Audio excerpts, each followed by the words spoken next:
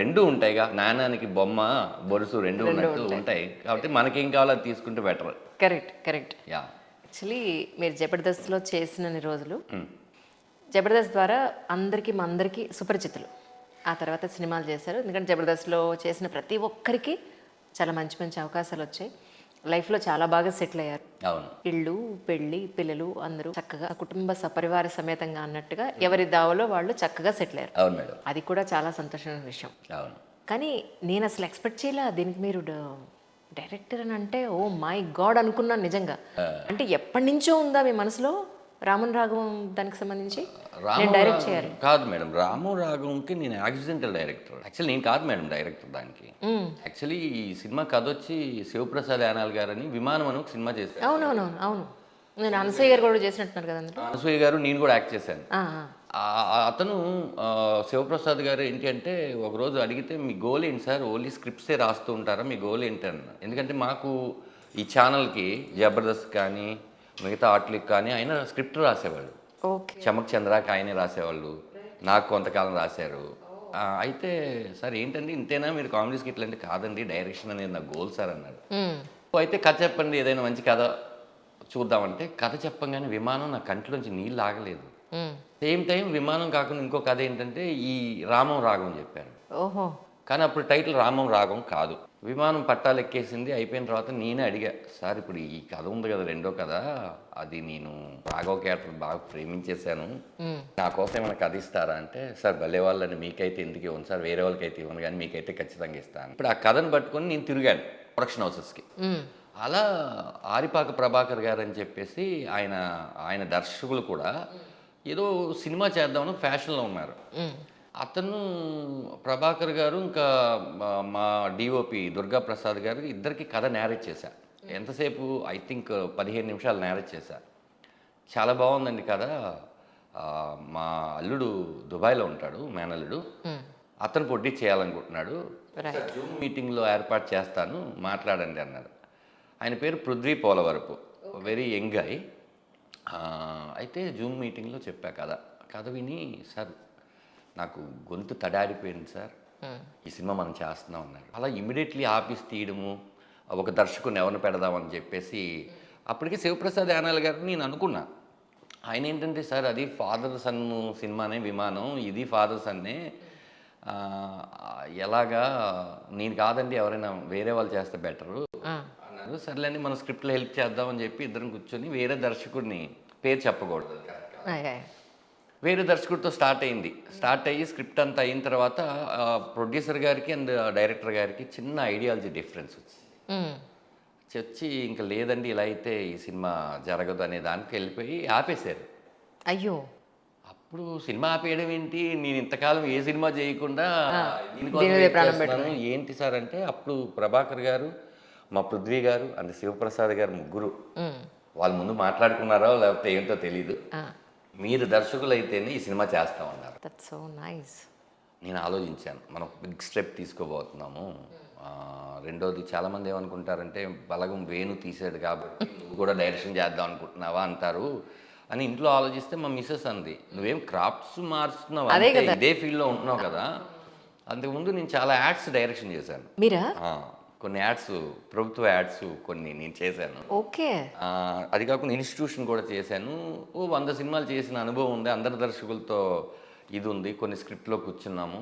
మనం చేయలేక కాదు, మంచి సినిమా తీయగలం, దర్శకుడిగా కూడా తీయగలం, కానీ ఈ స్టెప్ కరెక్టా కాదా అని అనుకుంటుంటే, లేదు నిన్ను నమ్మి ఒక ప్రొడ్యూసరు ఇన్ని కోట్లు ఖర్చు పెట్టి నీ మీద, నువ్వే దర్శకుడు అన్నప్పుడు అతను నిన్ను నమ్మితే నువ్వు నిన్నెందుకు నమ్ముకోలేకపోతున్నావు అంది మా మిస్సెస్.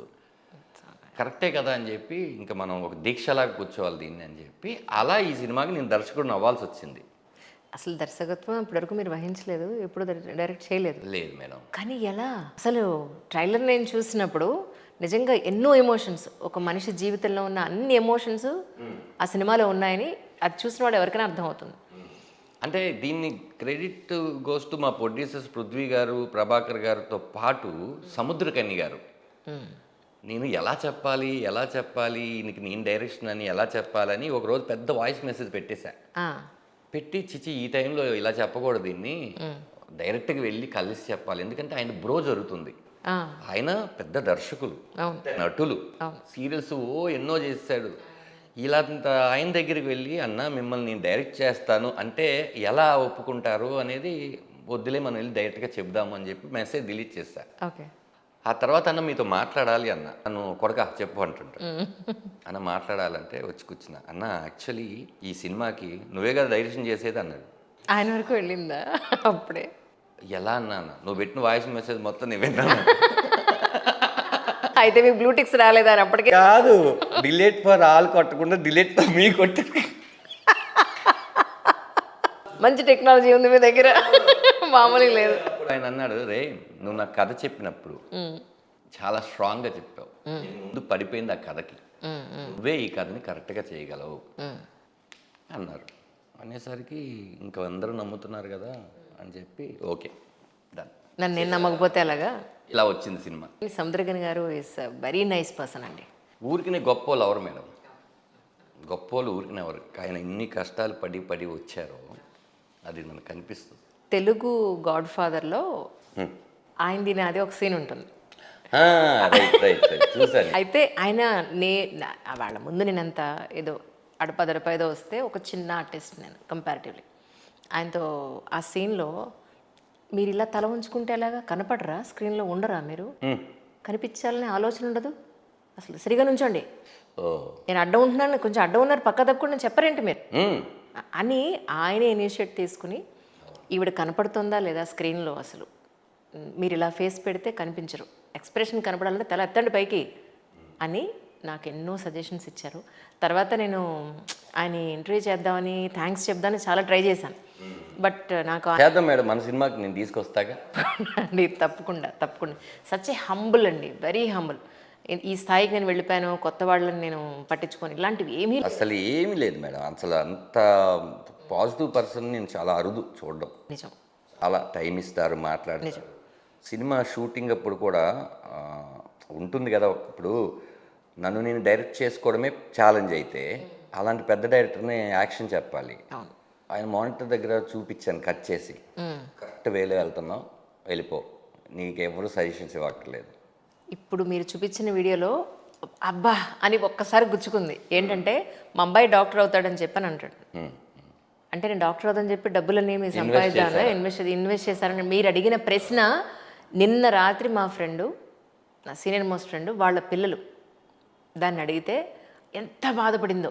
ఇదే ప్రశ్న, అబ్బా నిన్న మీరు చూసినట్టే చెప్పారే అన్నట్టుగా అనిపించింది నాకు. అంత రియలిస్టిక్గా ఉంది అది. నిజానికి అంటే ఇప్పుడు మీకు పిల్లలు ఉన్నారు, బట్ ఐ థింక్ ఇంకా వాళ్ళు కొంత ఏజ్, వాళ్ళు మరీ చిన్నపిల్లలు కాబట్టి. మా వాడు ఇప్పుడు ఇంటర్ మేడం. ఇంటర్మీడియటా?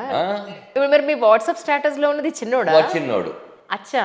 సో పెద్దోడు ఇంటరు, చిన్నోడికి పెద్దోడికి 10 ఏళ్ళ గ్యాప్ ఉంది. Okay okay okay. Second class, రాజదీపీడు అని పేరు. నేను కైట్స్ బాగా ఎంజాయ్ చేసినట్టు. మామూలుగా కాదు. అదే మేడం, ఓవరాల్గా ఏంటంటే మేడం చాలా సినిమాలు వస్తున్నాయి వెళ్తున్నాయి, కానీ ఈ సినిమా కథలో నాకు నచ్చింది ఏంటంటే మేడం విలువలు. అవును. నాన్న కథలు చాలా చెప్పేశారు, అమ్మ కథలు చాలా చెప్పేశారు, ఇంకేం చెప్తావు నువ్వు ధనరాజ్ అంటే. డెఫినెట్గా తొడగొట్టి చెప్పగలను.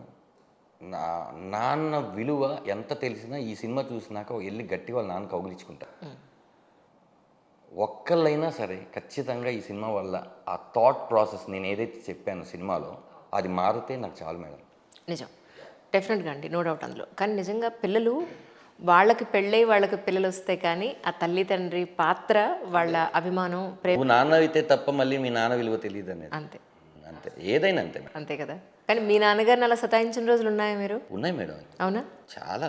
మా నాన్నగారు సతాయించడం అంటే బట్ ఆయన కొంచెం నాకు 8-9 ఏళ్ళు ఉన్నప్పుడే చనిపోయారు. కానీ అందులో నేను ఎంత సతాయించాను అనేది ఇప్పుడు మా పిల్లలు నన్ను సతాయిస్తుంటే అర్థమవుతుంది. ఆ రోజు ఇప్పుడు నేను పడుతున్న పెయిన్ మా నాన్న పడ్డాడా అని. మనం డబ్బులు లేని టైంలో కావాలని అడిగేస్తాం, అది మనకి చాలా చిన్నదిలాగా అనిపిస్తుంది. ఇప్పుడు మా చిన్నోడు ఉన్నాడు మేడం, ఏదో ఒక బొమ్మ చూస్తాడు, డాడీ ఆ బుక్ చేయాలి. అది ఆ వయసులో దాని మీద రాసి ఉంటుంది 18+ అనో 16+ అనో. వాడు ఆడుకోలేడు దాన్ని, వాడు ఎక్కడో చూసుంటాడు. అది ఏ 10,000 ఎంత ఉంటుంది. అదికి ఏంటంటే ఫోన్లోంచి కొడితే వచ్చేస్తాయి డబ్బులు అనుకుంటున్నాడు, కానీ ఫోన్లో రావాలంటే ఆ యాప్లో ఫోన్పేలోనో పేటిఎంలో రావాలంటే నాన్న కష్టపడి బ్యాంకులో వేయాలి, బ్యాంకులో వేస్తే ఇక్కడికి వస్తుంది, ఇక్కడికి వచ్చినాక మనం ఇవ్వాలనే విషయం వాడికి తెలియదు. Correct correct.